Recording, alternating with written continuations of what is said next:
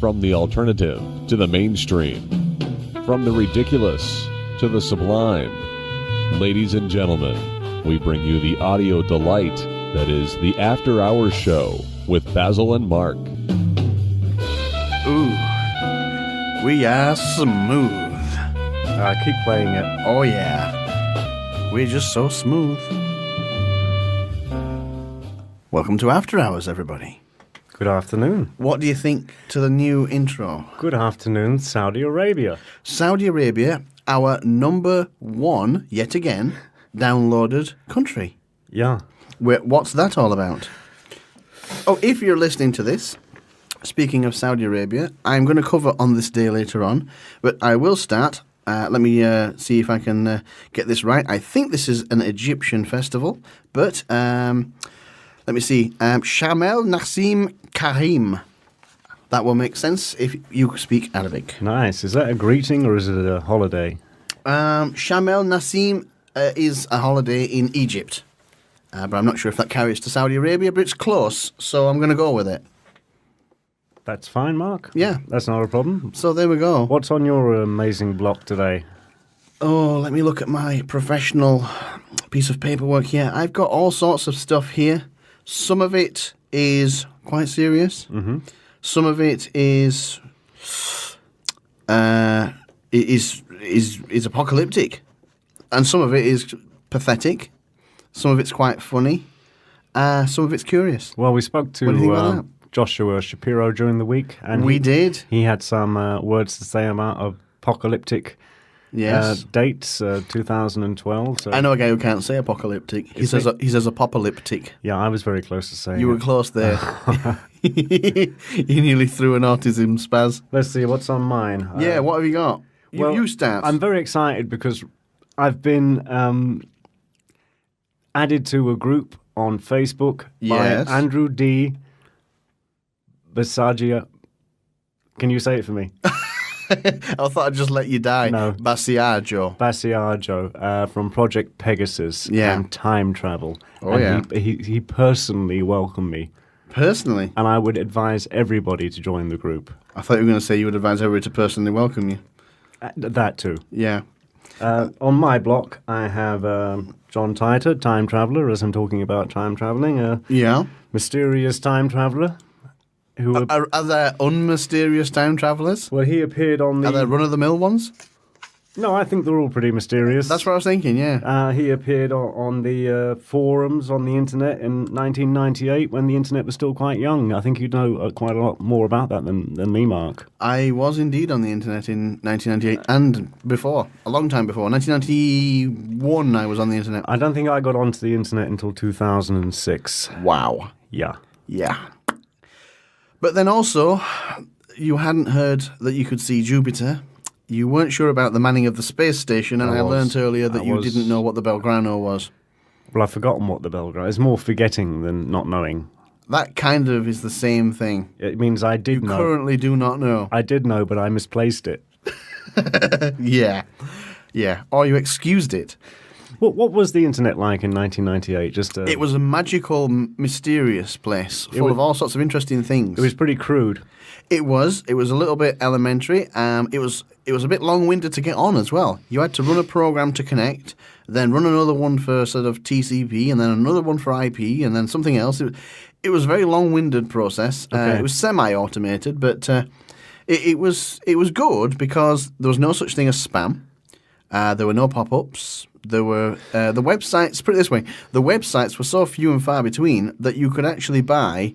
Now, it didn't have them all, admittedly. You could actually buy an Internet Yellow Pages, which I had a copy of. I wish I'd saved it.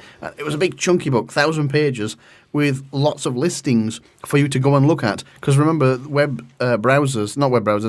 search engines were very rare back then. You'd got Yahoo. No, I didn't know. And that was about it. So, would I be correct in saying that forums were very, very big back then? When I say forums, think, pages that people posted on and spoke to each other. Am I right? Oddly enough, I think they probably rose maybe a bit later than my time, but yeah, probably by the time you're talking about, they would have been quite big. Back when I started, the big thing was IRC, which you've probably never even heard of. No, I haven't. Internet Relay Chat, it stands for. And it was basically the first chat rooms. Yes. And it was a little bit on the technical side, and not a lot of people used it, mostly nerds. And it was all right. But forums came a bit later, It was a novelty, wasn't it, of people talking to each other from all over the world. Oh, yeah. I mean, it was just an incredible thing. It was crazy. I mean, people were like, "Oh, where are you?" I'm in Bermuda. Yeah. I was like, wow. Yeah. I mean, it still is. Yeah. I mean, I still find that fascinating that we can talk to people. We've interviewed people all over the world. It's crazy. All over the world. But so I think this forum I'm talking about, it was belonging to Coast AM. I was listening to them right back then. And it was an Art Bell. Art Bell was the man in charge at the time. Yes. And I'm friends with Art Bell on Facebook. Correct. Are you? No. No. He didn't add me. I was friend 5,000. I probably can't add any more. I'm friends with Julian Lennon. Who? John Lennon's son. Right. Not that he knows who I am. Hence why he added you then. Well, this guy popped up on this Coast to Coast forum, John Titer. John Titer, right. And he claimed to be a traveller, a time traveller from 2036. Oh, so he's coming back in time. He's like Andrew Di Basiaggio, but now. You're quite correct, Mark. He was from 2036. He'd gone back to 1975. Right. And he had stopped off in 1998. Right. And decided to have a chat with people. Have a bit, yeah. On the internet. Hang around a bit, yeah. He had gone back to 1975 to obtain a IBM 5100 computer. Oh. Does that make sense to you? Not heard of a 5100, but... 5100. Oh. No, don't know that one. He needed it. Right. Clearly. He needed it for the future. Yeah. There was something in it that they didn't have. Dust, probably. Why they didn't have it was because they had just been through a huge world war that killed 3 billion in 2015. But they maintained the technology to go back in time, but lost a computer. It's not that they lost the use of computers. Their computers are much, much better. Why would they need a really old one then? There was something in it that they needed. Yeah, right. Silverfish. I don't know. Yeah. So, well, you asked me. I'm telling you. That's why. Yeah, you're telling me, and I'm scoffing lightly. Well, basically, what was happening? He was on the forum. People were asking him all kinds of questions about what's life like in the future, and what are you on? Yeah, and whatever stuff like that. Yeah. So obviously, I didn't write down every single question, but there was all bar 3. Go on. There was a few here. They asked, were the ice caps melting? Yeah. He said they were not melting any faster. Ah. He said basically, what life is like in the future after the war. Right. Yes. The old war of 2015. Of 2015, because it starts off. He says in his timeline. Yeah. The United States had a civil war. Right. Around 2013. That's probably believable, to be honest, yeah. A civil war. Yeah. And then World War escalated, I think, with a nuclear war with China. Right. And this is back in 1998, you must remember. Yeah. So, obviously... Just like Arthur C. Clarke's book. Yep, sorry, go on. Is it? Just clearing my throat there. So basically, the kind of world they're living in is sort of like, if you can picture Little House on the Prairie. So they're more agrarian culture. Right, but with time travel technology and no IBM 5100. Localized communities, growing your own food. Yeah. But they do have high-tech computers, so there's no such thing as television. But they get all their entertainment via computer. Just like the colonies that they show you on Star Trek. Perhaps I don't. I'm relaying the story. Yeah. It's all seemed very familiar. That's all.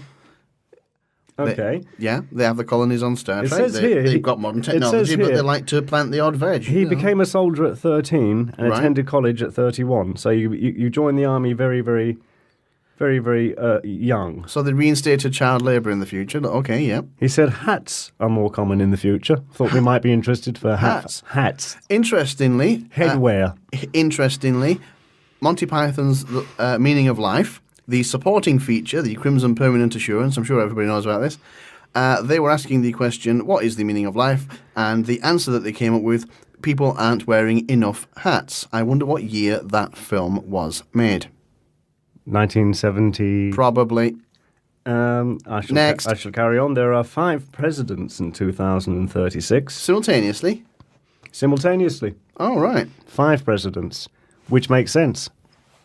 Really? It does in a way. Well, I suppose if it's a communist country, you'd have 13, I suppose. But it's rather than putting all the power into the hand of one individual after this terrible war. Yeah, I suppose if you'd had a war, maybe, yeah. This is the war that is to come. The nuclear war that is to come, that he was talking about in 1998. Yes, I saw it on Terminator. Yeah, okay. What year that was? Yes, time travel is used much more in 2036. Yeah. Somebody asked him an interesting question. Mm-hmm. Are you afraid of the New World Order? And they asked him this in what year? 1998. 1998, yeah. Are you afraid of the New World Order? Yes. And his answer was, no more than you would be of the Nazis. Oh.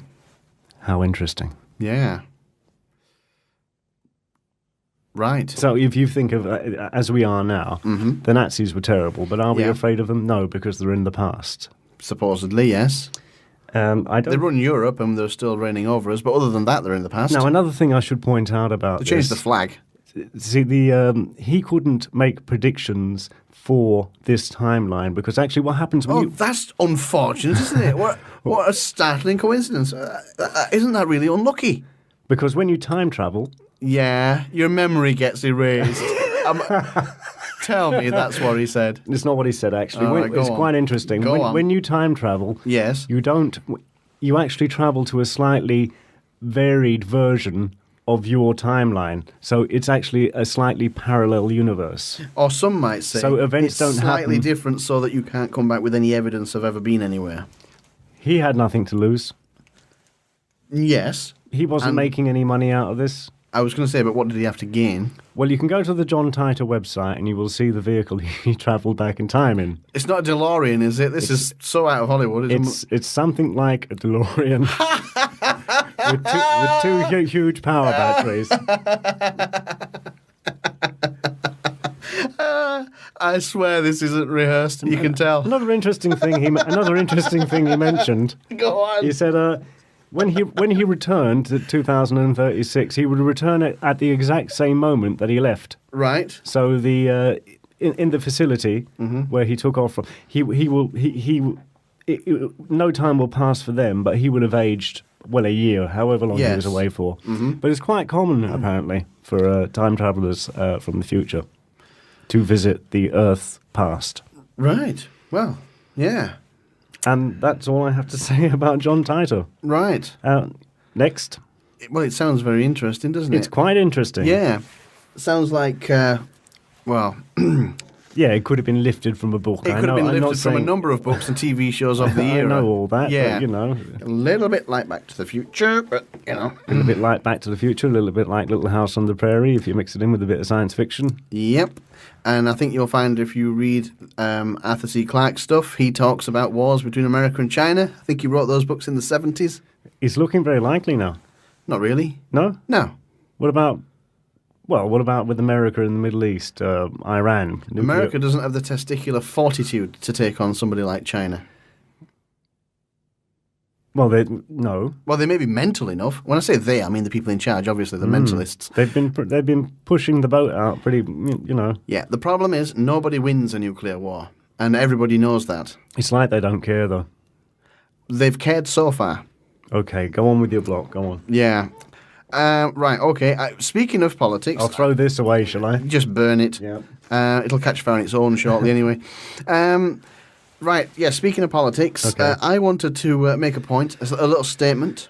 Okay. I want to tell everybody who's listening to adjust their reality, or stand by to adjust your reality. People keep saying that everything is crap and politics is crap and that everything's going south and it's all rubbish and everything's going to go belly up and all that lot. And they say it's politicians and they say that they are stupid and they're doing all the wrong things. Look at, say, Greece, where they put up taxes, Ireland, Spain, Portugal, all that lot. Everybody's unemployed. Unemployment continues to go up. Growth goes down to negative territory, so they tax everybody some more and cut back. Absolutely insane, everybody says. The posters, the banners, the protests, you're all insane. You're stupid. I need you to adjust your reality to the reality that the people in charge often went to universities like Oxford and Cambridge and schools like Eton, and I assume the Greek and Spanish equivalents. They're not stupid. Which then leaves you with only one reality which people need to adjust to, and that is that they are doing it through intent, not stupidity. Most people find that very hard to accept as a reality. But finding the reality that they're all stupid, but yet somehow in charge of most countries, I find that even harder to believe. Okay. You can talk to these people, and they're clearly not stupid. Therefore, you have to accept that they're doing it on purpose. Which then leads on to much bigger questions. But I think people Question is why? Exactly. Are you going to get there? Or? Yeah. I mean, people need to adjust their... Oh, you mean you don't have a why? I'm not even going to go there. I'm just going to leave them with that. That's enough for most people. Okay, yeah. They need to adjust their reality and stop thinking that politicians are stupid and start thinking that they're evil. Yeah, they're not stupid. They're That's evil. for sure. Yeah. Well, evil would be... Evil would be the most accurate word I can find. I mean, even in my small capacity of dealing with local politicians... Yeah. Through my, shall we say, activism. Yes. But to be fair, though, it's been unpleasant, Mark, to be honest with you. Even on the very small ground level, I do not like politicians of any type. There are always exceptions to make every rule, but as a rule, most of them, high 90s% wise, I would say, are pure, concentrated, unadulterated evil. Yeah, it's an interesting point you make because my experiences have been... always bad. Yeah, I can confirm that all of mine have been equally bad. Okay. So I just wanted everybody to adjust their reality to that, that's all. And stop deluding themselves that politicians are stupid somehow. They're not. They're just evil. No, they didn't get where they are by being stupid, so... No. Good point. Yeah. Good point, which brings me on to my point. Oh, go on. Segue. Munchkin suicide. Wow. Oh, I didn't see that coming. Who did? Who saw that coming? Did anybody see the Munchkin suicide in The Wizard of Oz? Was it actually on The Wizard of Oz? Yeah, they say I've seen it. If you freeze a little frame there, you'll see something swinging in the background. I have a vague recollection that somebody's told me this before. And they say it was actually one of the Munchkins had committed suicide on set. Now, did one of them actually commit suicide? Let's establish that first of all. Oh, yeah. So they did. And so it may be on camera. Actually, then. This is another topic for another time, but a funny thing about it is that most of the Munchkins came to unpleasant ends. They got paid very, very badly. They got paid something like $20 a day or so. I think I saw an interview with one of them recently, and I think he was the last one. Yeah. They haven't survived too well. And but then in fairness, let me get the right word, dwarves don't live that long, to be fair. No, but I think... They have health problems and bone problems and things like that. They do, and then... They don't live very old. But they have alcoholism and gambling debts and... There's that too, but who doesn't? Speaking of that, it's a Hollywood thing. Speaking of that, I don't know if you remember the Little Rascals. They were called Our Gang in America. It was a thing that was shown on terrestrial TV. It was from the it was a 30s serial of all these little kids in their little hut, their little gang hut or whatever. It's like Red Hand Gang, that kind of thing. And again, they all came to unfortunate ends. Do you remember the Red Hand Gang? No, I don't. Oh, they were good. There was an American one as well, Red Hand Gang. Well, Google them. Maybe it's the same thing. Well, at a certain point in the movie The Wizard of Oz, apparently you can see a munchkin swinging from a tree. We will look for that on YouTube and post it on our website if we can find it. AlternativeFutureRadio.com. Yes, look at videos. Have you got anything else? Nope. No. Oh, me. Okay. Right. I mentioned at the end of the last After Hours, I dropped an interesting bomb. We ended on a bombshell. I wanted to talk about freaky German children. Oh, yeah. If anybody doesn't know what I'm talking about, if you're in a country where you don't get these adverts on TV, go and look on YouTube for them. Kinder Surprise, they have adverts featuring these very strange-looking children with these helmet-shaped haircuts. They look like sort of Nazi helmet haircuts. Yeah. El Paso, I think they're tortillas or something, like a homemade tortilla kit. They have this kid dancing, and he looks also weird. Then we've got Haribo sweets, all weird. And then we've got Lidl and Aldi who have catalogues. I wish I brought one in with me. And if you look at the kids that they have in these things, they're all weird looking. And I think they're all German. That's the only thing I can find that's... Maybe they've got no sort of barbers there or hairdressers there. Maybe their clothes all come out of bins or something. I don't know. But they're all weird looking. It's a cultural thing. I don't know. But they're all freaky. But when you talk about freaky things in Germany, I mean, the Kinderman. I have put that video on the website. Is there any child that hasn't been frightened by the Kinderman? Kinder Chocodooby. Shall I play it? Yeah, please do. It's worth playing. Bear with us. We'll play this when we can get the thing going. Oh, well, I kind of found it entertaining, but I showed it to my daughter on... I had to look for it on YouTube, and I showed it to my daughter when she was 9 or 10. Did it freak her out? It freaked her out. No doubt. She thought it was the most horrific thing she'd ever seen. It is. It's weird. There are lots of people out there who maintain that it's some sort of... here we go, Chocodooby. Yeah, Chocodooby. They all say it's... paedophilic, if that's even a word. I can't see that. I don't see it myself. It's so funny, though. But they've got this Humpty Dumpty type figure. In a little red suit. Yeah. He's sat on a wall. He looks like an egg. I'd say it's Humpty Dumpty, I guess. And he's got more of an old man's face. Yeah. And maybe they're getting it from that. It is weird. But the language, though. Yeah. I don't know. Let's see if there's a play. I'm not sure if it's downloading. Here we go. YouTube seems to have changed. Here we are. Wow. Me unscrabbly. Yes. Chocodooby! Lovely Chocodooby! That's freaky. Hop swabble! Toy! The hell are they thinking? Young and Choco Scrum with multi pop swabble size! Oh, lovely! Wow. Me screwball now! Knock whee! Boy. Kinder Surprise. Boy, wow. I have seen something. If anybody listening to that is thinking that they may have just had a stroke because they're not understanding what he's saying, it's because he's not speaking English. It's some sort of gibberish made-up language. I did notice something while I was watching that. Go on. The shape of the head and the shape of the body, it was slightly phallic looking. Well, I mean, slightly, as we mentioned before, Freud said anything taller than it is wide is phallic. Okay. And an egg is always that way. Have we got, as on the subject of YouTube, have we got a mystery voice or last week's mystery voice? Yes. Shall we solve last week's mystery voice? Let's solve the mystery. I'll play it again. Ignore the woman's voice. Listen to the man's voice. I'm sorry, but you can't come in here. Oh, it's okay, I'm a relative. I know, but Miss... Go on. Tell everybody who it is. They should have been able to guess. Oh, I don't know. It wasn't the easiest one we've done.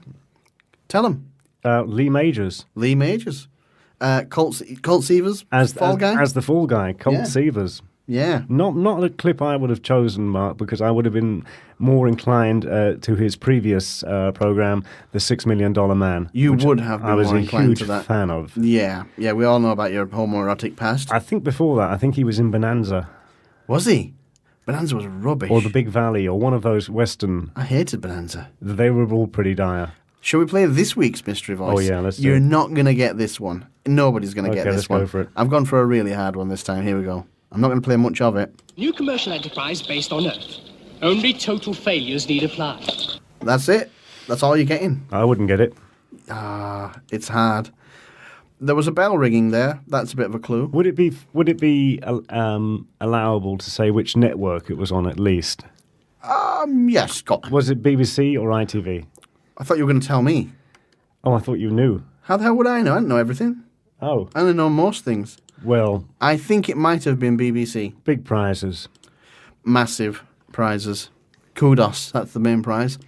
Oh, speaking of prizes and people who got the mystery voice right but didn't get an honourable mention. Oh, Rick Van Man. Yeah. Our music impresario and provider of music the other week. Yeah. He actually guessed. He correctly guessed Ronald Reagan. Ronald Reagan. Clip, there about 2 weeks ago, and we hadn't the decency to mention him. We just completely overlooked him. An after hours pen will be winging its way to you, Rick. An after hours pen now. Wow. An after hours checkbook and pen. A pen that I would have put a sticky wrote your name on. And wrote in another pen. I wrote after hours on. And on the other side it says Argos or William Hill or something. Come on, move on. What's next? Okay. I want to talk about an idea, an invention that I've had. Oh God, no. Yeah. Oh no, please don't. Are you sure? Oh, go on. I've got this. Bear with me, everybody. This is a brilliant idea. I think it will sell. I think this will sell. So if any investors out there want to invest in a prototype, let me know. If you get a duck whistle that goes quack, right? And you take the technology that makes the quack noise, the reed or whatever is in it, and you put it into a device, right, which you then form into the shape of, shall we say, a butt plug, and then stick it in your anus, right? Not Uranus, but your anus, and wear it like a man about town. It would have to be made comfortable, like, otherwise it would be, awkward. Every time you farted, it would quack. That would just be so hilarious. It might take off. It might be less offensive. Exactly. Japanese women might. They might go for it. I could be big in Japan. Do you know why I say Japanese women? Because they don't fart. No. Go on. It's because I read somewhere, the Japanese ladies, when they go to the toilet, they don't like anybody to hear them, so they run a tap. I've heard that before. Or they have a new thing. I think there's a musical toilet seat that plays music. Nice. Japanese so ladies. You can't hear the piddly sounds. Japanese ladies are very discreet. No piddling sounds. We don't get very many listeners in Japan. We've had a few, but not many.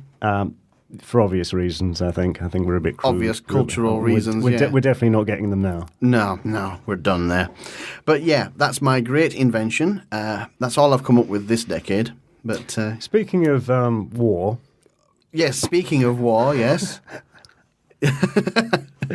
Speaking of war, World War II, there's a peculiar... that was a big one, wasn't it? Peculiar phenomenon. Phenomenon, yes. Occurred in World War II. There was a comic book artist called Jack Kirby. Right. Jack King Kirby. Right. A great artist, actually. Right. I'll be speaking about him more later in the top 5. But yes. Yeah, he was like most fellows of his age. Carry on. Do tell us about comic books.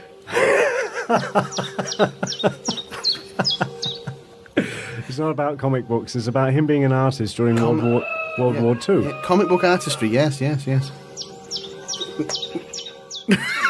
I'm not continuing until you turn it off. Go on. Yeah, but the interesting thing was he was there to do illustrations of certain scenes or whatever. Yeah. Whatever an artist does in wartime, I don't know. Yeah. But he said the amazing thing was when the Germans and the British, or the Germans and the Americans, were shooting at each other across a chasm or whatever, or from buildings. Chasm. Rarely would they shoot because the killer instinct wasn't there. What they used to do more often was shout at each other and shout insults at each other. They didn't like shooting each other. Did you know that most people, when they go to shoot somebody, shoot over their head instinctively? Yeah. That's what happened. Yeah. Mark, you're spot on there. Yeah. They shot over each other's heads. So if you're going to shoot somebody, aim for their groin and you should hit them square in the face. Yeah, because it's not in you to do it. Yeah. Now, this was all rectified in the Vietnam War. Right. They trained the soldiers properly because they had realised what was happening, but the soldiers just did not want to kill each other. Yeah. So this is what I got from Jack Kirby. That's really what I'm talking about. Isn't that nice? It's slightly more interesting, yeah. Yeah, it's not bad. Yeah. It's not bad. Okay. I think we're going to break for a song. Yeah, let's do that. Let's break for a song. Now, here is a very special song. It is the Peace on Earth and in Space treaty theme song of 2012. From Dr. Carol Rosen? Yeah. Oh, fantastic. Well, yeah. Now we've got 2 songs for the treaty. And we'll play one, and I'll probably play one next after hours. And we hope to play Anthony Hilder at some future point. Oh, we must get hold of Anthony Hilder and see if we can get permission to play his wares. Okay, here we have the Peace on Earth and in Space treaty theme song 2012. It's not bad. We want the peace on Earth and in space. We're not alone. This treaty is the key. It's gonna open up the doors. We will receive what is given to us. Now is the time. We'll get it done. This one will change no game, and we're done.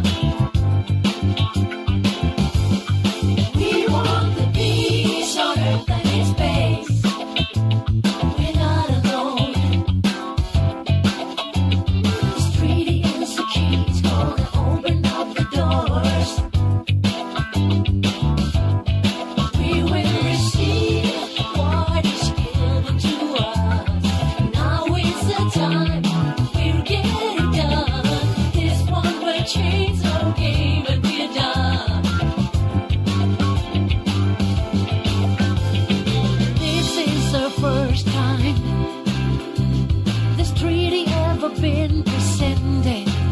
We are gonna change their entire war industry into space industry corporation. We welcome our family. We're not alone in the universe. We must ban all weapons placed in space. Come on, call on United Nations.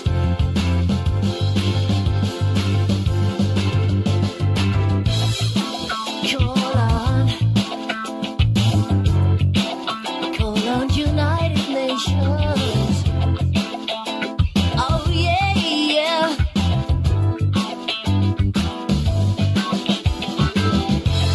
We need to get this treaty signed, 'cause we cannot live in denial anymore. It's time for truth and change. We want the peace on earth and in space. We're not alone, no, we're not alone. This treaty is the key. It's gonna open up the doors. It's gonna open up the doors. Yeah, yeah. We will receive what is given to us. Now is the time. We'll get it done. This one will change our game and we're done. Yeah, yeah, yeah, yeah, yeah.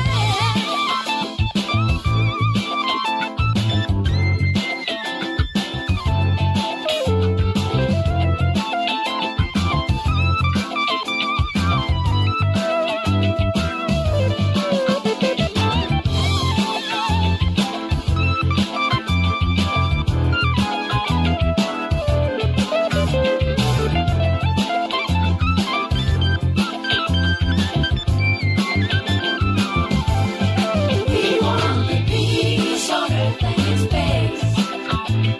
We're not alone. Don't you know we've got to get this signed? This treaty is the key. It's gonna open up the doors. We will receive what is given to us. Now is the time. We'll get it done. This one will change our game and we're done.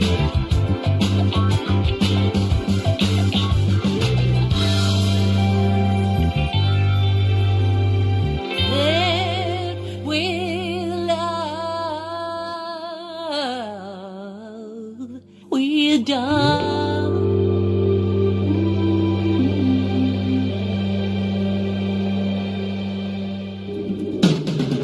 AlternativeFutureRadio.com. Stalk us on Twitter at OutThereHour. Send hate mail to helpdesk@AlternativeFutureRadio.com. Insult us at Facebook.com/OutThereHour. Troll us on YouTube.com/AFRadioYT. Send us questions for upcoming guests, make requests, or just complain. It's all good. Alternative Future Radio, where spooky just got weird. Yes, so there you go. Contact us. Why not? Lovely piece of music. Yeah, yeah. We've got another one to play. Probably play it next time. The next one we've got to play is actually, it's called the Carol Rosin Conference edit of a song called Airwave. I've heard it. It's not bad. Are you doing This Day in History? I'm going to do This Day in History. Have you braced yourself? I'm bracing myself. Because, Okay. There are some good ones, actually. This Day in History, May 6th. May 6th. 1856. We'll do births, first of all. Freud was born. Interesting character. Sigmund Freud. Yeah. I don't think he was a particularly nice character, to be honest with you. No, I don't think so. No. I don't like him. I don't get that vibe from him. I don't like him He at strikes all. me as being a knob. He's got a lot of relations knocking around. You're probably aware of that. Bernays was his nephew, who basically invented sort of modern propaganda. Modern propaganda and capitalism and things like that. And he's not really a pleasant chap, to Then be honest. there's another couple as well. There's an actress, young actress. Oh, also, there is, yeah, yeah. A great granddaughter. Yeah, was she in the film about him recently? Possibly, yeah. I don't know. But yeah, I don't particularly... Not keen on him, no. It's nice that we understand more about the human mind and things like that. Unfortunately, some of the people he imparted his knowledge on turned out to be complete frigging Nazis. We've only got his say-so. Yeah, true, that's true. Yeah, that's true. It could be full of... Oh, yeah. 1895, Rudolph Valentino born.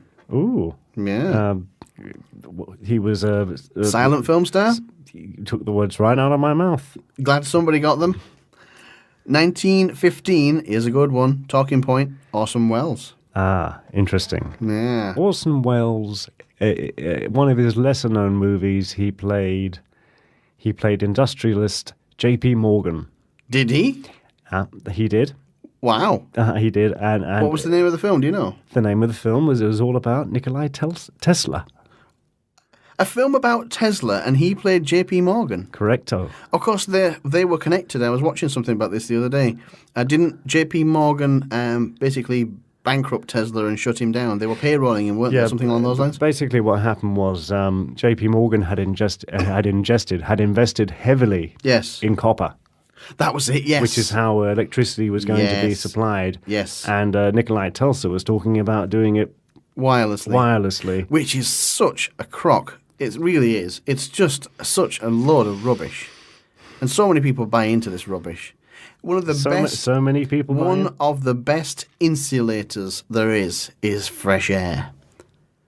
Inducing a current through fresh air is so lossy, it's unbelievable. You can get these new gadgets now that you can lay your cell phone on and it'll charge it up if it's the appropriate cell phone. And it's like wireless. And that's literally touching it. And I think they've got the technology now to power a TV that's not plugged in as well. But you're going to burn a disproportionate amount of power, maybe double, maybe quadruple, to power the device that would have run on 4 times less if it had a wire. The way he was going to work, he was going to have an antennae, a huge transmitter that was going to transmit electricity to an aerial. Yep, same thing. Outside of your house. Yep, that technology exists today. Hence the need not for copper wire. Yeah, the only problem is, one, you would fry everybody in a... I thought that. You would fry everybody in a mile radius. I was a bit worried about that, to be honest. It's not going to be great. If you pass in front of that beam, you will cook. Yeah. The problem is that you will have to generate maybe 4 times, let's say, to be conservative, 4 times the amount of energy to transfer, let's say 4 units for every 1 unit that gets delivered. Mm-hmm. That is very wasteful. So it's not energy efficient, is what you're trying to say? It's a crap invention. But interestingly enough, there was this film with Orson Welles where he played J.P. Morgan. Have you seen it? Or are you No, I haven't. I've never heard of it. We'll post it up on alternativefutureradio.com. Yes, we'll put it under videos. You have to send me a link for that. Is it online, is it? Yeah, sure, yeah. Lovely. 1953. Geez, this should have been on the Satanic calendar this day, to be honest with you, because there's a lot of bad stuff on this day. 1953, Tony Blair was born. Yeah. About as satanic and evil as it gets. Do you reckon? Yeah. Really? Yeah. One of the most nastiest human beings. Him, Donald Rumsfeld, and Zbigniew Brzezinski. They're bad guys. I think they would be my evil trilogy. Oh, boy. And I meant to post a picture on the Alternative Future Radio Facebook page a few days ago, and I forgot. It's a picture of... Join the group as well, by the way. Join the group any day. It's a picture of Zbigniew Brzezinski and Osama bin Laden. I saw that picture. Together. Somebody else posted that picture. Mm-hmm. I've seen that. Did you see that? I saw that doing the rounds. Put it up on the Facebook page. Yeah. Somewhat slightly less evil. 1961, George Clooney. Oh, I like George Clooney. He's all right, actually. He's nice. I like him. People diss him, but I think he's okay. We have coffee. Do you really, yeah? He got arrested recently for some kind of activism. Did you bail him? No. I know you know him really well, you know. You mix with the stars, you know. Yeah. Same as me. Celebrity. Yeah. Now, this next death is to do with a subject I think I mentioned last week, or did I mention it to you after the show? I can't remember. Burt Bacharach. Yeah, great. I like Burt Bacharach. Very good. Master genius. Death days today. I've only got one famous death today. Marlene Dietrich. Marlene Dietrich. Yeah. Who I think Burt Bacharach might have had a bit of thing about. Ooh. Did he actually marry her? I can't even remember. I'm not aware if he did. I was watching a program about Burt Bacharach the other day, and I saw him and her in the same room, and they looked like there was something going on. But he's been married so many times, I can't remember if he's been married to her even or not, but I think there's something going on there. Well, you know what these celebrities are like. Yeah. Speaking of dates, yes, if I backtrack a little bit there. Oh, do. May the 1st. Ah, yes. Was in fact May Day. Yep. Was in fact Satanic New Year's Day. Happy New Year. And coming up on May the 8th Yes. will be St. Michael's Day, the day Lucifer leaves heaven. Because you know that Lucifer was actually an angel in heaven. You may not be aware of this. I'm familiar with the story. The devil was actually in heaven and he was cast out of heaven. Yes, so that's what, Tuesday? So look out on Tuesday. That's right. For falling satanic figures. We won't dwell on the satanic calendar today. No. It's very handy to keep handy, though. You know, we'll consult it periodically. Well, nothing satanic and historical happened at the same dates this particular day. So, but that was a master stroke last week where you where I completely messed up the dates. But Tony Blair rose to power. Yeah, on the day that we aired the programme, not the day that we recorded it. I know. That was one of our little faux pas from last week that I was hoping to gloss over, but you've just now aired. Anybody else die? No. I've got events. Do you want some events? Give us a few events. Okay, well, as I said before, Sham El Nassim Karim to everybody in Egypt, because we do have people in Egypt. 1840, the first stamp was made. Interesting. So if you're a stamp collector. Yeah. 1937, Hindenburg disaster. Oh, the humanity. Oh, the humanity of it all. We shouldn't laugh, but we will. Hey, that was a hell of a scene. Oh, yeah. That was the big airship. Oh, get ready. They were amazing. 1941, Stalin assumes power. 1941. Yeah. What date? Today, the 6th of May. Oh, okay. It was not a particular date. No, that's what I'm saying. Yeah. More bad stuff has happened on a date that isn't on the satanic calendar than was. 1954, Roger Bannister, God bless him, broke the 4-minute mile. Oh, wonderful. There. Walking or driving? Running. 1957, JFK won the Pulitzer Prize. Did you know that? I didn't know that. I didn't know it either. There was a book title, but I didn't bother writing it down. The box is too small. What do you think about Obama winning the Nobel Peace Prize? What a joke. Hey? Before he'd done anything. Yeah, I don't even know why he won. In advance. Was it he won it in advance. Was it for what he perhaps, was expected to do. Was it for violence? Oh, maybe there's a new one. What was it for war? Perhaps the George Bush Award for warmongering. Yeah. You get what they call a Bushy. It's a new award with a picture of a knob on it. It's shaped like a giant golden phallus. Exactly. And it's called a Bushy. Yeah. And you give it to war knobs, basically. Yeah. It's sick, isn't it? What? Yeah. What a tool. Yeah. What a complete useless spanner. 1994. The Channel Tunnel opened between England and France. Oh, I remember that so well. The Channel, as it was known back then. Well, yeah, the Channel. The Channel. Not the Channel anymore? No, it's the Channel Tunnel. They had a bit of trouble with it. I think it was caving in a bit here and there. And was it really? I didn't know that. I think at the time, yeah. I remember the newspapers ran a story on April 1st that year, pretending that they'd actually missed each other. And everybody fell for it. They always do that. British newspapers run April Fool's jokes every year, and every year people fall for it. They do, yeah. Idiots. 1966, the Moors murderers get life in prison. Yeah, Myra Hindley and Ian Brady. Yes, Moira Hindley and Ian Brady. Myra Hindley, according to the Sex Pistols song. Yeah. Is that where you got your pronunciation That's where I got it from. Yeah. Actually, you should stop listening to the Sex Pistols. It's quite interesting. As a source of news. It was a Sex Pistols song that Ronnie Biggs sang. Yeah. Are you aware of that? Ronnie Biggs sang... The Great Train Robber. The Great Train Robber sang with the Sex Pistols. Did he? Yeah. That's funny. Was he like in another country remotely or something? Or? It was during the time they made the film The Great Rock and Roll Swindle. Right. Oh. And there was a particular song that Ronnie Biggs sang with them, and one of the lines was, "God help Myra Hindley and God help Ian Brady." Now, if you were from South London, you had Myra Hindley. There was. And that, they weren't. What was the line? Something about she ain't what you call a lady. Well, yeah, that fair enough. He wasn't being wicked God, and she ain't what you call a lady. That was the line. I'm not. Yeah. Yeah. We'll dig it up. We'll put it up. It's the Sex Pistols. AlternativeFutureRadio.com for all your video needs. Yeah, just click on videos and see the freakish, weird stuff that we keep favouriting and adding to that list. I keep interrupting your... That was it. Oh, great. That's the last one. That's on this day, May 6th. Let's have a top 5. Oh, shall we do a top 5? Shall I do a top 5 or you? You do one. Shall I start now? Yeah, I'll run through it really quickly. Yeah, go on. Top 5 robot sidekicks. Oh, this is a bit more interesting. I'll put the bells off. Go on.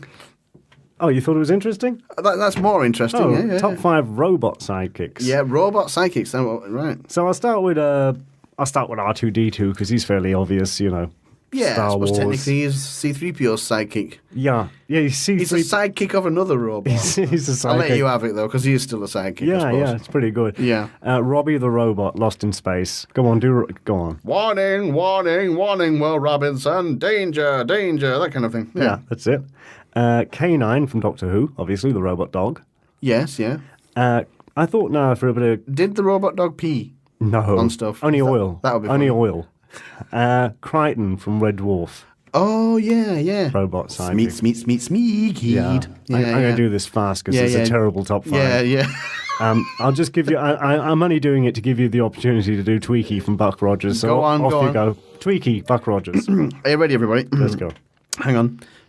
Doobie. Hiya, Buck. Excellent. There you go. There you go. Have you got a top 5? I've got 2 top 5s. Have you only got 1? I've got another one, but I don't want you to do the bells again. I will do the bells if you start talking about comics again. It's going to be.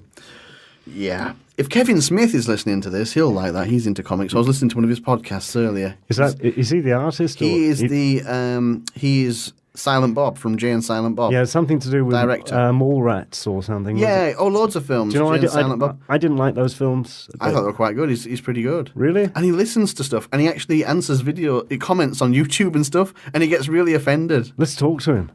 Shall we? Yeah. Let's call him now. I've got a lot to talk to him about. Yeah. Okay. Well, you don't like him to start with. That's not going to get him on, is it? No, it isn't going to help. Okay, here we are. Here's a top 5. A top 5 murdered films. Films that have been remade terribly. Let me see if I can think of one. Go on. I can actually. Can I interject here, or am I just throwing you off of your... Well, don't, because you'll probably guess one of mine and ruin it for me, which is what usually happens. Go ahead, just in case. All right. Number 5, 80 Days Around the World with God. Steve Coogan. Could you make it any worse than the first one, Mark? Seriously, because the first one was shown every bloody Easter, and it was so boring. With the one with David Niven. Yeah. It was terrible.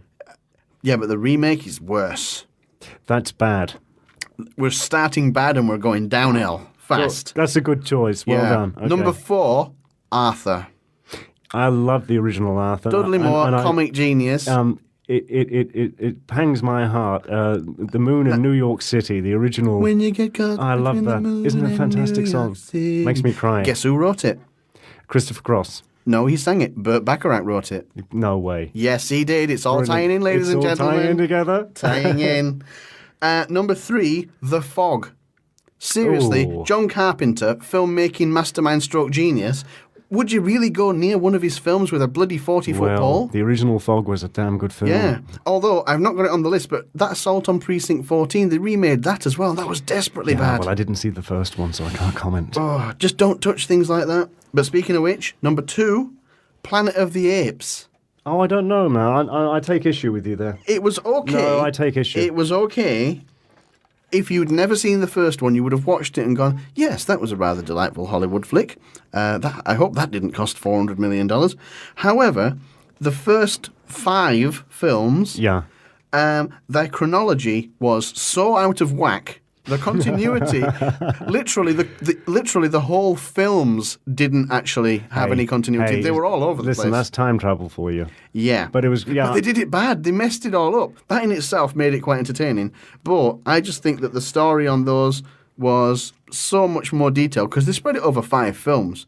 And then they did the whole lot in one film and, I don't know, too much CGI, rubbish.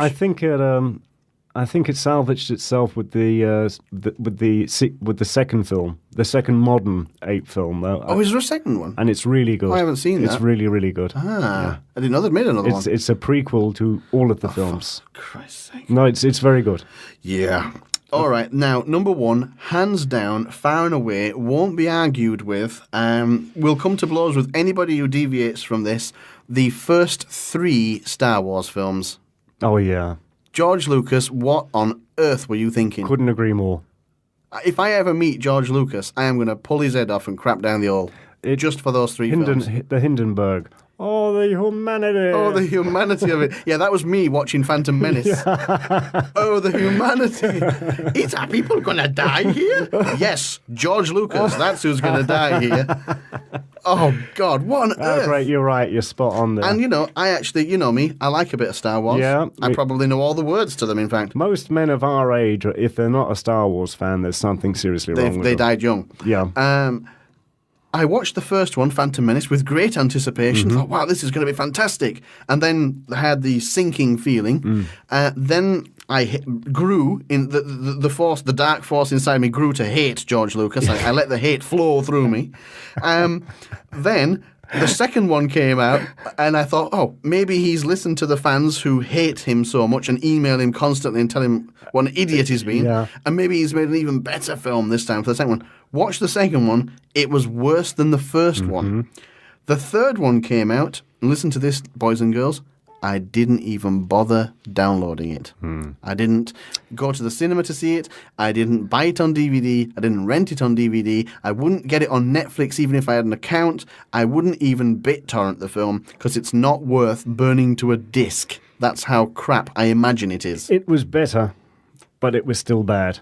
Really? It was the dark one. At least it seemed like when he was going dark, he did dark better than funny, didn't he, or bright, George Lucas? Because I thought Empire Strikes Back, to me... Oh, that was, yeah. You see, Kevin Smith, if he was on the line now, he'd have a lot to say about that. But you know what people say? People say that's one of the best films of all time, hands down. Not the best Star Wars film, just the best film. It's probably in the top five, at least. It is. I think so. Jedi was... It was all right. Oh, it was still good. It was better than the first three, but... You got my mind going there. I thought there was a remake of Stepford Wives. That was actually almost on my list. Which was very bad indeed. Yeah. And the original wasn't bad. The original was good. Yeah, it was pretty good, actually. And it was also, I think that tied in with a movie called Westworld, did it? I was just about to say that. Your Brinner in Westworld. Yeah. I was desperately trying to remember the name of it, but you got it. I thought it was a great concept. They went to this Wild West ranch where the robots would... there was two different worlds, weren't there? Yeah. There was Wild West world. I think there was a spacey world, wasn't I think so, yeah. And then there was a Roman world and then a medieval world. Why were sci-fi films better in the 70s? They're going to remake that, you know that, don't they? And it's going to be awful. I guess so. They're going to remake it and it's going to be, I don't know, Spain world, alien landscape world. Oh, God. I don't want to interrupt, but we are geeking out. Oh, badly. We've gone nerd. Oh, we've got an autistic. Let's get back to business. We've got caught in an autistic nerd loop. Let's do the satanic calendar. You're getting caught in a satanic loop now. Oh dear.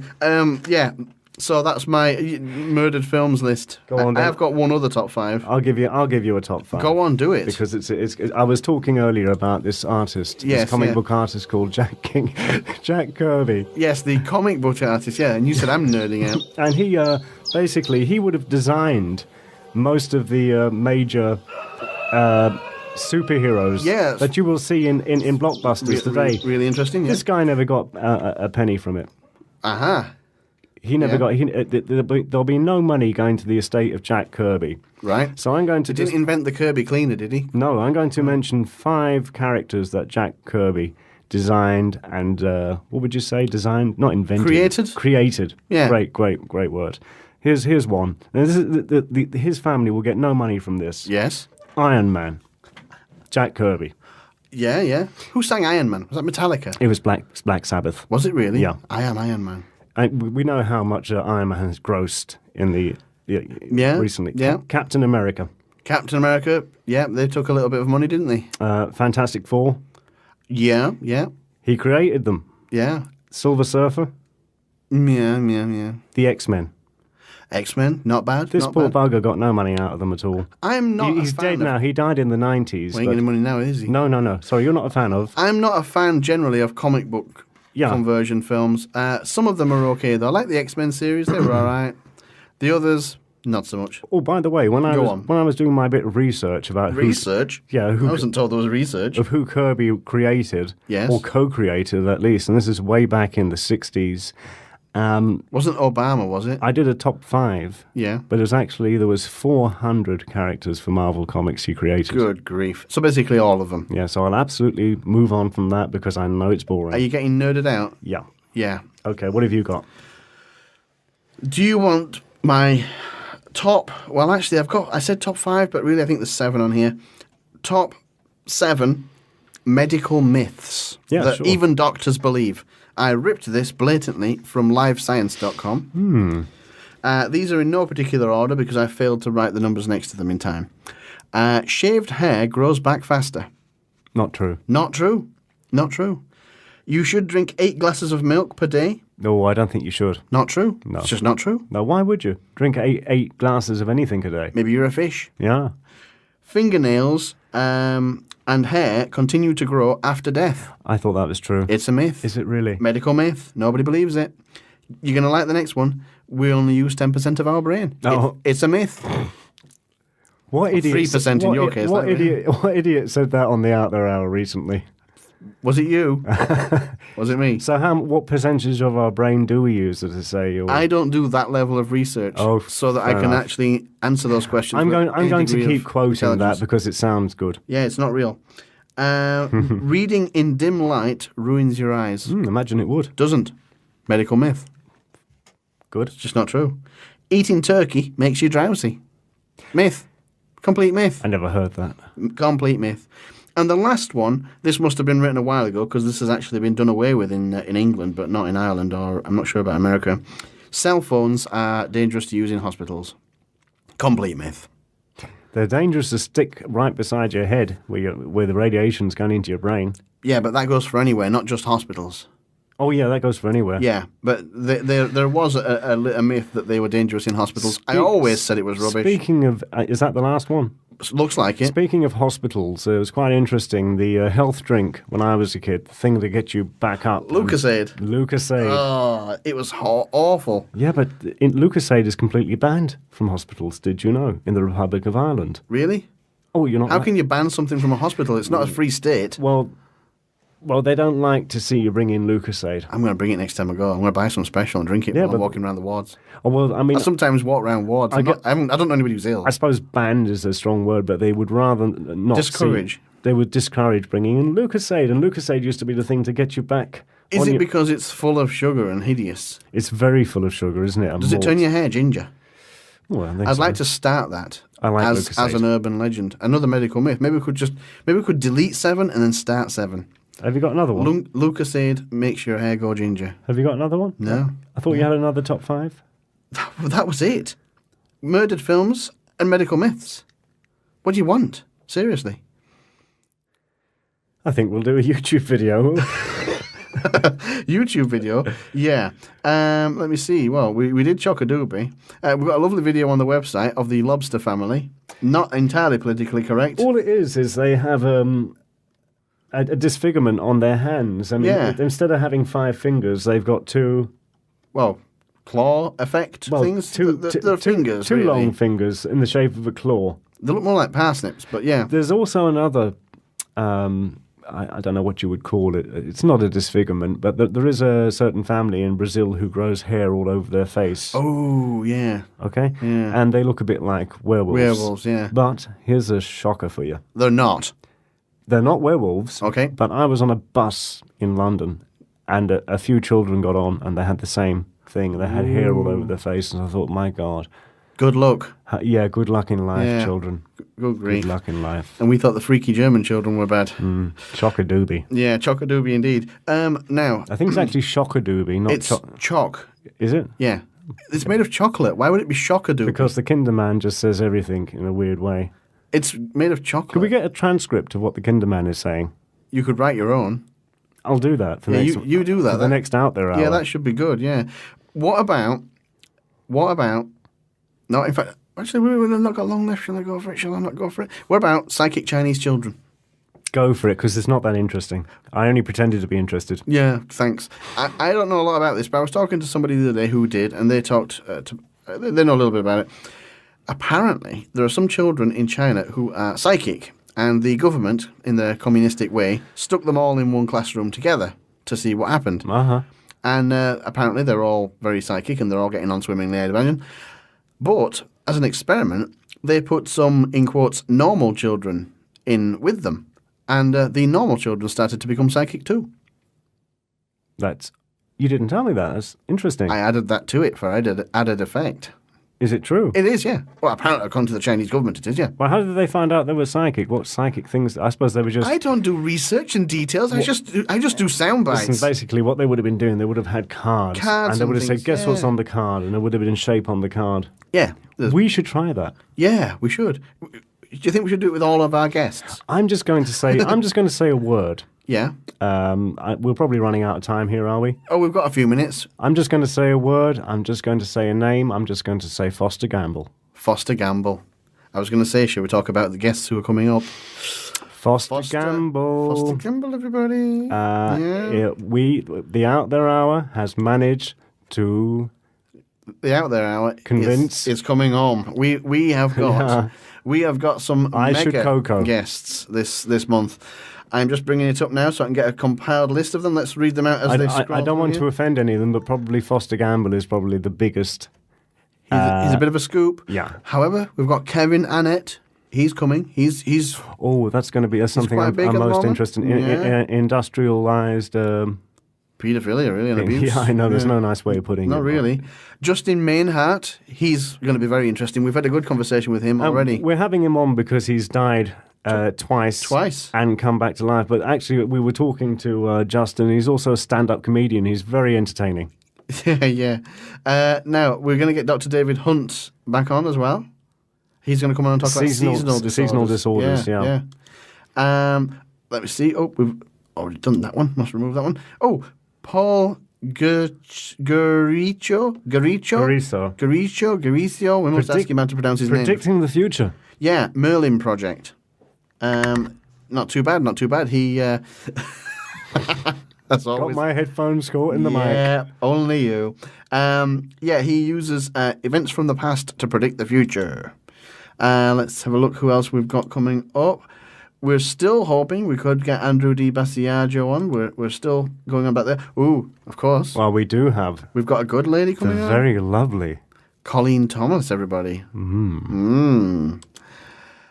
Paul Westwood's coming back? Yeah, to talk about the mysterious, what would you call it? Suicide, please. Death is probably about as... of David Kelly, Dr. David Kelly, and that is something we need to look into. Carol Rosen coming up at the end of the month. I think we may have mentioned that once or twice already. We may have plugged it once or twice and even played a song. But if any of you have seen the movie Thrive... Yeah, Foster Gamble, he's going to be on the show on May 21st. If there's a question you'd like us to ask Mr. Foster Gamble... Send it in. To? Oh, shall we do a jingle? Let's do a little jingle. Ooh. AlternativeFutureRadio.com. Stalk us on Twitter @OutThereHour. Send hate mail to helpdesk@AlternativeFutureRadio.com. Insult us at Facebook.com/OutThereHour. Troll us on YouTube.com/AFRadioYT. Send us questions for upcoming guests, make requests, or just complain. It's all good. Alternative Future Radio, where spooky just got weird. It is weird, definitely. We do weird. We do weird quite well. We got some good jingles. We've got some excellent jingles, and possibly more to come. Yeah, so very important. If you want a question for Foster Gamble of the movie Thrive. Of the movie Thrive, repeating again, repeat. Get the autism going Foster, there. Gamble, you get caught in a loop. Gamble, Foster, Thrive. Yeah, Thrive, yeah, well done. Wow, yeah. I think we're probably about done today. I've gone careering off the end of my sheet. I have got some topics that I didn't cover, but we'll have to carry them over yet again. I have, yeah. I've got topics. I'm the kind of person who has topics. Thanks for listening, everybody. Thank you very much, everybody, for listening to us. This has been the After Hours Be show good to yourself. With Basil and Mark, with our smooth jazz intro and our even funkier outro.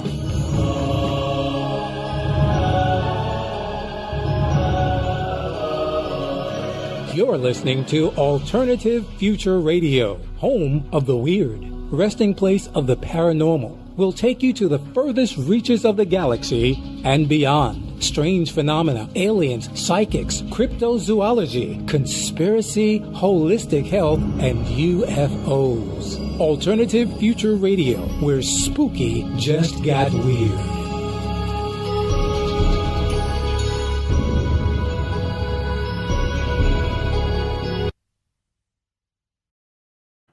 Oh, so he's coming back in time. He's like Andrew Di Basiaggio, but now you're quite correct, Mark. He was from 2036. He'd gone back to 1975, right? and he had stopped off in 1998. Right. And decided to have a chat with people. Have a bit, yeah. On the internet. Hang around a bit, yeah. He had gone back to 1975 to obtain a IBM 5100 computer. Oh. Does that make sense to you? Not heard of a 5100, but... 5100. Oh. No, don't know that one. He needed it. Right. Clearly. He needed it for the future. Yeah. There was something in it that they didn't have. Dust, probably. Why they didn't have it was because they had just been through a huge world war that killed 3 billion in 2015. But they maintained the technology to go back in time, but lost a computer. It's not that they lost the use of computers. Their computers are much, much better. Why would they need a really old one, then? There was something in it that they needed. Yeah, right. Silverfish. I don't know. Yeah. So, well, you asked me. I'm telling you. That's why. Yeah, you're telling me, and I'm scoffing lightly.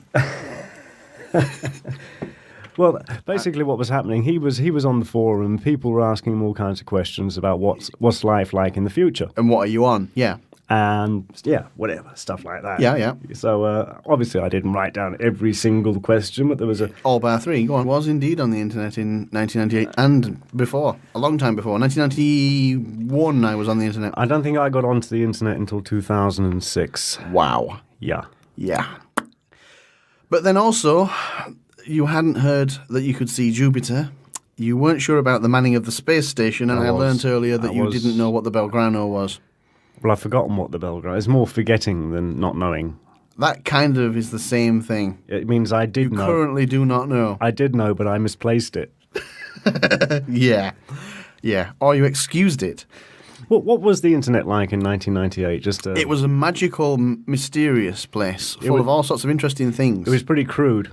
It was a little bit elementary. It was a bit long-winded to get on as well. You had to run a program to connect, then run another one for sort of TCP, and then another one for IP, and then something else. It was a very long-winded process. Okay. It was semi-automated, but it was good because there was no such thing as spam.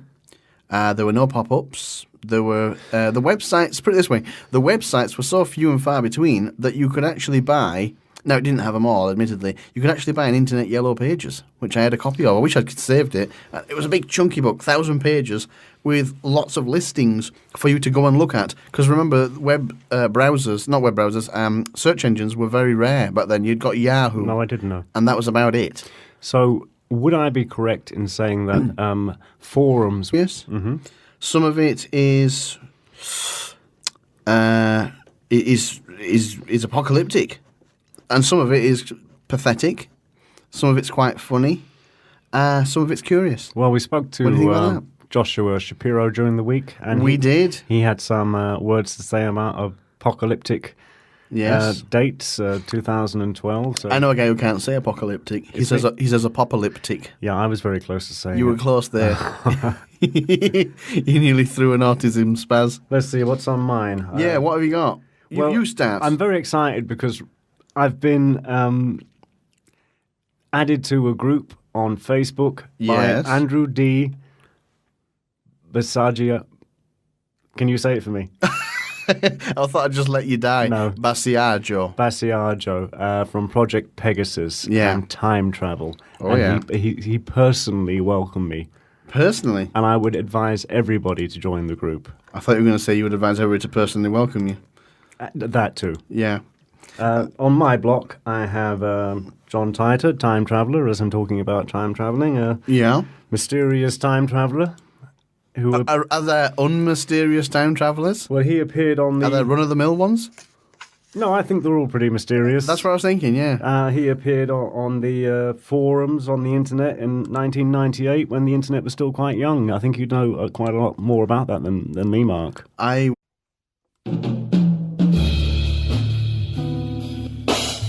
From the alternative to the mainstream, from the ridiculous to the sublime, ladies and gentlemen, we bring you the audio delight that is the After Hours Show with Basil and Mark.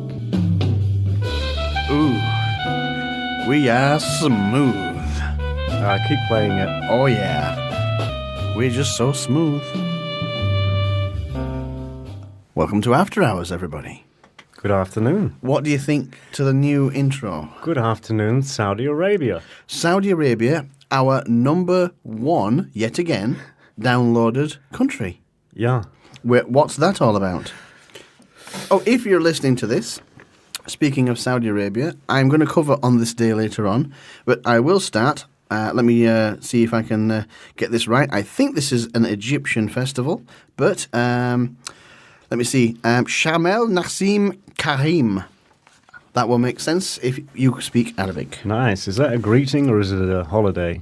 Shamel Nassim is a holiday in Egypt. But I'm not sure if that carries to Saudi Arabia, but it's close, so I'm going to go with it. That's fine, Mark. Yeah. That's not a problem. So there we go. What's on your amazing block today? Oh, let me look at my professional piece of paperwork here. I've got all sorts of stuff here. Some of it is quite serious. We're very, very big back then. When I say forums, think, pages that people posted on and spoke to each other. Am I right? Oddly enough, I think they probably rose maybe a bit later than my time, but yeah, probably by the time you're talking about, they would have been quite big. Back when I started, the big thing was IRC, which you've probably never even heard of. No, I haven't. Internet Relay Chat, it stands for. And it was basically the first chat rooms. Yes. And it was a little bit on the technical side, and not a lot of people used it, mostly nerds.